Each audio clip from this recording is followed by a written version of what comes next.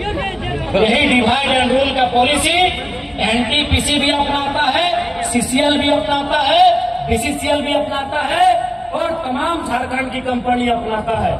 इसलिए मैंने आपको पहले ही कहा है, वोट देने के टाइम आप 3 लोगों को दीजिए, 4 लोगों को दीजिए, ये आपका अधिकार है। लेकिन जब लड़ने की बात आए, जब विस्थापन की बात आए, वहां आप एकजुट होकर लड़िए, क्योंकि इन कंपनियों से अभी बहुत लंबी लड़ाई हमें लड़नी है। बहुत लंबी लड़ाई आज तोहनी के स्पष्ट बोल दो। आज देख सकल है जितना भीड़ जितना उमंग किसी धार्मिक जुलूस में देखे ले मिला है। अगर उतना भीड़, उतना उमंग, उतना उत्साह अगर फैक्ट्री के सामने खड़ा हो थी ना, तो काल के सामने आके बोलते हैं कि वार्ता कीजिए, आपकी मांग को जब तक पूरा नहीं करेंगे कोई काम नहीं करेंगे। आज मैं विशेषकर विस्थापित क्षेत्र के नौजवानों से कहूंगा, विस्थापित क्षेत्र के नौजवानों से कहूंगा कि आप जितनी ऊर्जा के साथ, आप जितनी ताकत के साथ रामनवमी में जय श्री राम का नारा लगाते हैं, आप जितनी ताकत के साथ, जितनी ऊर्जा के साथ रामनवमी में जय श्री राम का नारा लगाते हैं, आप जितनी ताकत, जितनी ऊर्जा के साथ मुहर्रम में या हुसैन का नारा लगाते हैं, उससे दोगुनी ताकत के साथ कंपनी के गेट में नारा लगाइए, कंपनी हमारी जमीन वापस करो। उससे जोर से नारा लगाइए। मैं ये विस्थापितों को कहूंगा, आप जितनी जोर से, जितनी ऊर्जा से, जितनी ताकत से नारा लगाते हैं जय श्री राम का रामनवमी में या हुसैन का मुहर्रम में, उससे ऊर्जा, उससे जोर, उससे ताकत से नारा लगाइए कि कंपनी हमारी जमीन खाली करो, कंपनी हमारी जमीन खाली करो, सरकार हमारी जमीन वापस करो, सरकार हमारी जमीन वापस करो, उससे ताकत से नारा लगाइए। आज इस देश में जितने लोग धर्म के नाम पर ऊर्जा के साथ आगे बढ़ते हैं, जितने लोग धार्मिक जुलूसों में ऊर्जा के साथ आगे बढ़ते हैं, जितने लोग धार्मिक कार्यक्रमों में उत्साह दिखाते हैं, यदि रोजगार के लिए, शिक्षा के लिए, स्वास्थ्य के लिए अगर उतनी ऊर्जा, उतना उत्साह, उतनी एकजुटता दिखा देंगे ना, तो कंपनी बाप बाप करेगी, ये गारंटी है।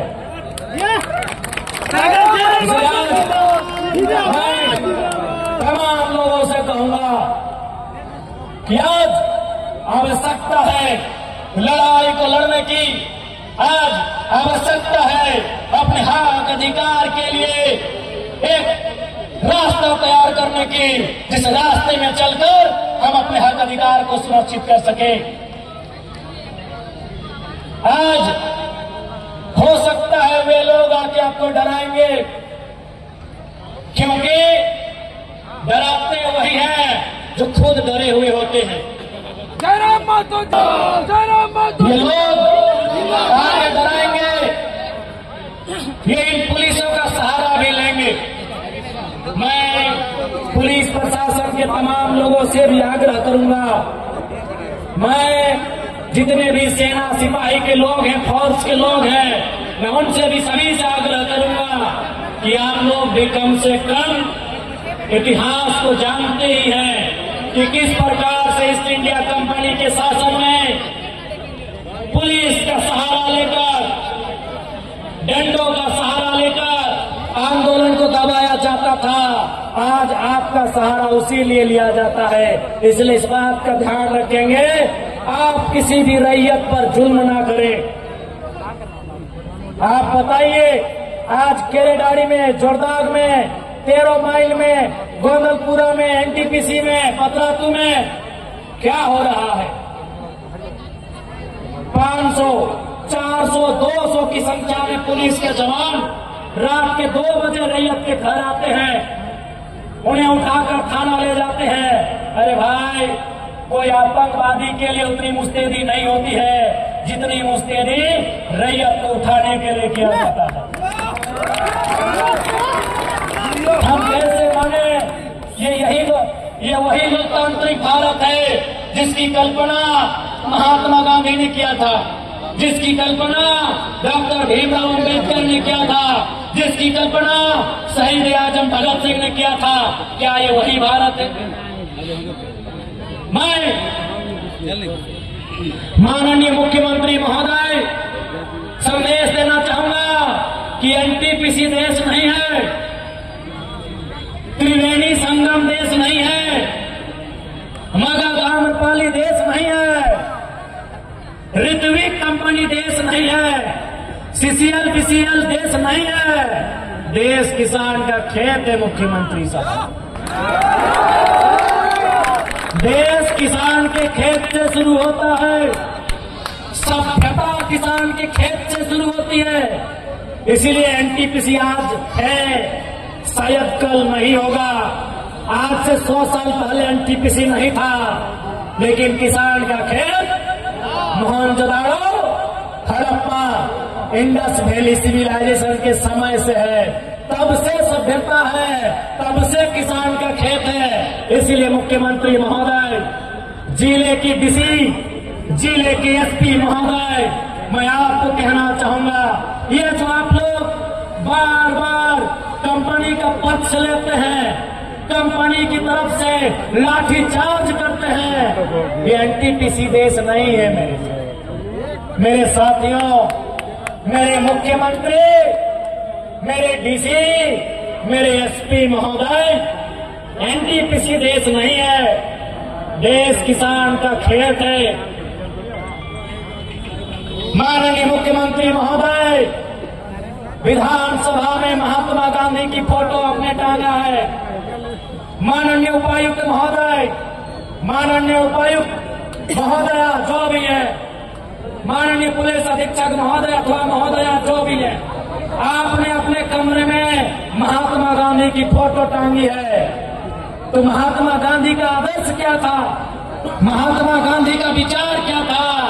महात्मा गांधी कहते थे, भारत की आत्मा बसती है, भारत की आत्मा बसती है कहाँ? भारत की आत्मा बसती है कहाँ? गाँव में। कहाँ? गाँवों की आत्मा बसती है किसानों में। भारत की आत्मा कहाँ बसती है? आवाज नहीं आ रहा है, एक साथ बोलिएगा। भारत की आत्मा कहाँ बसती है? गाँवों की आत्मा कहाँ बसती है? और किसानों की आत्मा खेत खलिहान में। ये गांधी का जीवन दर्शन है मुख्यमंत्री जी। डीसी महोदय, बिना गांधी को पढ़े आप आईएएस की नौकरी नहीं पाए होंगे। एसपी महोदय, बिना गांधी के आपने ये नौकरी नहीं पाया होगा। पढ़िए गांधी को, पढ़िए गांधी के जीवन दर्शन को।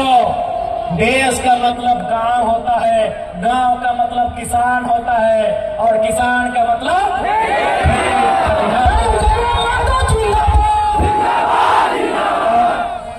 किसान का मतलब खेत खलिहान होता है। इसीलिए मैं फिर कह रहा हूं, एनटीपीसी देश नहीं है, मगध आम्रपाली देश नहीं है,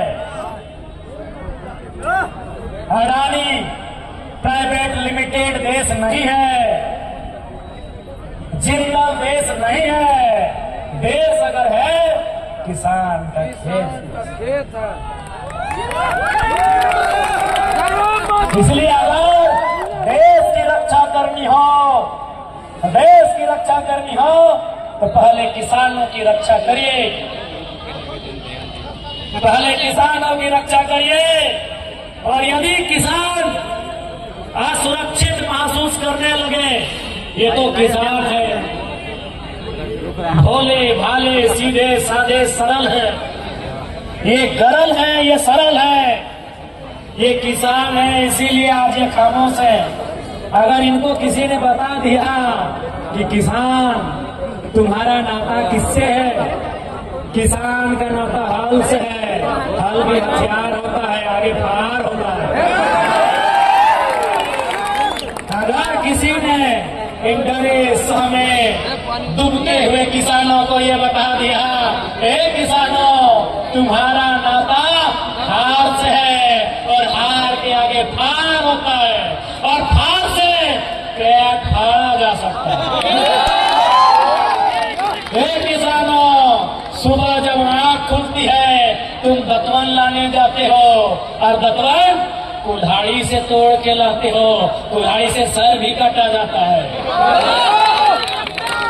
जब हमारे माओं को बताया जाएगा, मेरी माओं मेरी बहनों, आप धान किससे काटते हो, हंसुआ से गर्दन भी काटा जाता है। ये किसान है इसीलिए आज सरल है, ये किसान है इसीलिए फसल उगाना जानते हैं। जिस दिन गर्दन काटने का योजना बना लिया कोई नहीं बचेगा, कोई नहीं बचेगा। अरे तुम तो एडीसी साहब, एएसपी साहब, दुर्गा साहब, आप नौकरी करते हैं तब आपको हथियार मिलता है। हम लोग पैदाइशी हार लेके चलते हैं, हार में बाबू आप नौकरी करते हैं तब आपको बंदूक मिलता है, बंदूक का धार मिलता है। सर्व हम लोग पैदाइशी हार का फार लेके चलते हैं, इसलिए सताइए नहीं। ओ एनटीपीसी सताओ मत। जिस दिन किसान चाह लेगा ऐसा एनटीपीसी कितना मिट्टी में मिला देगा जिसका कोई ठिकाना नहीं। सताओ मत। मानते हैं अभी पूंजी है तुम्हारे पास और वो पूंजी तुम विधायक का चुनाव में लड़ने के लिए देते हो, मालूम है। हे एनटीपीसी, मालूम है हमको, मालूम है तुम्हारे पास पूंजी है। पूंजी तुम मुख्यमंत्री को भी देते हो, ये भी मालूम है। नहीं तो 5,000 बकरा कहाँ से आता।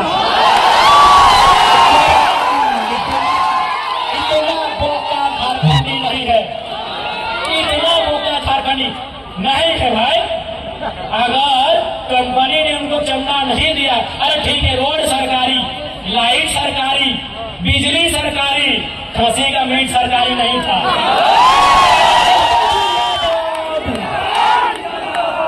बांकुड़ा का रसगुल्ला सरकारी नहीं था, पुरुलिया का गाजा सरकारी नहीं था और झल्ला का मिठाई सरकारी नहीं था। ये सबको मालूम है। वो कड़वी सच्चाई अब जानो मानो, वो कंपनी ने दिया है, रोड सरकार बनाई होगी। मिठाई का दाम कंपनी से, अभी अवैध पैसा। गुरुजी भी खुश नहीं होते अगर आज होते। हमको मालूम है एनटीपीसी आपका चंदा सीधे सीएम साहब के दोस्तों को जाता है, शायद उनको भी जाता होगा। हमको मालूम है ये IAS IPS लोग बहुत ईमानदारी से कसम लेता है संविधान की, लेकिन बाद में लोग कभी घर परिवार में मैनेज हो जाते हैं। हमको मालूम है, लेकिन याद रखिएगा हमारे पड़ोस में एक देश है, उसका नाम है बांग्लादेश। जनता प्रधानमंत्री के घर घुस गई और एक को खिड़की उखाड़ के ले आई एनटीपीसी वाली। हमारे पड़ोस में एक देश है, उसका नाम है बांग्लादेश। भूखी सताई लाचार बेबस जनता प्रधानमंत्री के घर में घुस गई और एक ईंट उखाड़ के ले गई। हमारे बगल में और एक देश है पड़ोसी जो हमसे जल सीमा साझा करता है, नाम है श्रीलंका। राष्ट्रपति के घर घुस गई जनता, राष्ट्रपति के घर जनता घुस गई। ये जनता है जिस दिन चाहेगी डीसी का ऑफिस हो, एसपी का ऑफिस हो या सीएम का ऑफिस हो, एक दो ईंट कबाड़ के ले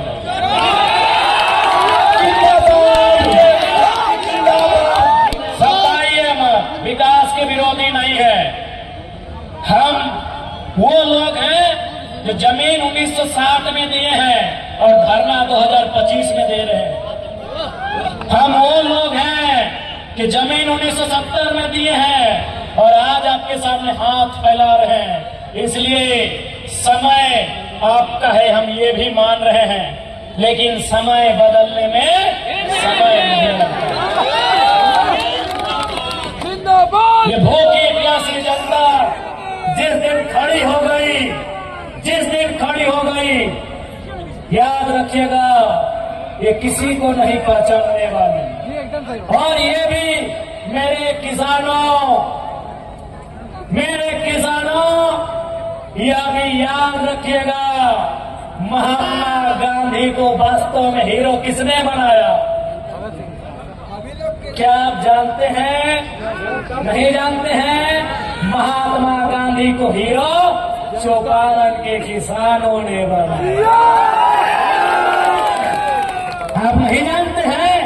पढ़िए गांधी जी का चैप्टर, पढ़िए किसान राजकुमार शुक्ला का गांधी को निमंत्रण। सवाल है, what is the turning point in the life of Gandhi? आपने पढ़ा होगा, पढ़ा है कि नहीं? What is the turning point in the life of Gandhi? वह चौपारण के किसान थे जिन्होंने गांधी के जीवन को बदला था। अरे आपने सरदार पटेल का नाम सुना होगा, क्या उनका नाम सरदार पटेल था? जी नहीं, उनका नाम वल्लभ भाई पटेल था। ये सरदार किसने बनाया? बड़दोली के किसानों ने बनाया। ये किसान की ताकत को जान नहीं रहे हैं, ये किसान की ताकत को पहचान नहीं रहे हैं। अरे किसानों ने गांधी और सरदार बनाया, आप कौन है? किसानों ने गांधी और सरदार बनाया, आप कौन है? किसान बनाने वाले हैं। किसानों ने बनाया है, किसानों ने फसल उगाया है। जिस दिन काटने पे आ गए ना, जिस दिन बिगाड़ने पे आ गए ना, ये पुलिस, ये प्रशासन, ये चुपचाप देखती रह जाएगी, ये देखती रह जाएगी। इसलिए यदि पूंजी तुम्हारी है, सुनो कंपनी वालों, आपसे हमारी कोई शत्रुता नहीं है। शत्रुता आपकी नीतियों से है, आपकी गलत नीतियों से है। यदि पूंजी तुम्हारी, जमीन हमारी। यदि पूंजी तुम्हारी, जमीन हमारी, बराबर की करो अब हिस्सेदारी। तुम कहाँ के हो? हे किसानों, हम यहीं के हैं। ये खेत हमारा है, ये गांव हमारा है। टाटा फारसी है। अरे भाई, बाकी विधायक लोग मुंह चुप रखे, वो डरे तो डरे। डुमरी विधायक सीना ठोक के बोलता है, Tata is not an Indian. Tata हिंदुस्तानी नहीं है। आप जानते थे? आप जानते थे? टाटा हिंदुस्तानी नहीं है, टाटा फारसी है, फारसी है। आपने कभी टाटा का झंडा देखा है? नहीं। उनकी गाड़ियों में जाके देखिएगा और लोकतांत्रिक भाग में सवाल कीजिएगा, तिरंगा क्यों नहीं है? क्योंकि उसके लिए बड़ा खोपड़ा चाहिए। ये कोयला चोरी, बालू चोरी करने वाला नेता का दिमाग वहां तक नहीं जाएगा। कभी जाके टाटा का अपना नीली झंडा देखिएगा। भैया पीएचडी कर रहे हैं, उसका काम ही होता है रिसर्च करना। हम लोग हर जगह रिसर्च करते हैं। कभी भी टाटा का नीली झंडा देखिएगा, आपको बता देगा वो कहाँ का है। धोती खोल दो, धोती खोल दो। मेरे भाई, उनका अपना झंडा होता है, because they are not Indian. नहीं है वो भारतीय। हम यहीं के हैं, हम यहाँ के इंडिजीनियस है। We are real Indians. लेकिन आज हमारी वैल्यू कहाँ? क्योंकि आज भले भारत का संविधान कहे कि हम समाजवाद भारत का निर्माण करते हैं, लेकिन गांव में आकर देखिए, हमने पूंजीवाद भारत बनाया है।